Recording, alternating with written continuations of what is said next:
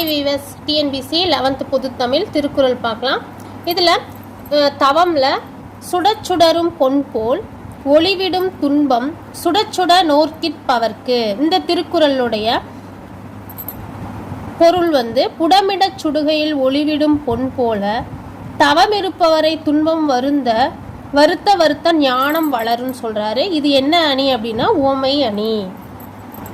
Next துறவு குறள். இது இயல் 3 தான். துறவுல பற்றுக பற்றற்றான் பற்றினை அப்பற்றை பற்றுக பற்று விடற்கு. இதனுடைய பொருள் பற்றுகளை அகற்றுவதற்காகவே பற்றில்லாதவனை பற்றி நிற்க வேண்டும்.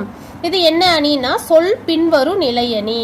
இது ஞாபகம் வச்சுக்கோங்க, ஒரே சொல்லு திரும்ப திரும்ப வந்திருக்கிறதுனால இது சொல் பின்வரும் நிலையணி. என்ன சொல் அப்படின்னா பற்றுக பற்று பற்றினை அப்பற்று பற்றுகன்னு வந்திருக்குல்ல, அதனால இது சொல் மீண்டும் மீண்டும் வருவதனால இது சொல் பின்வரும் நிலையணி.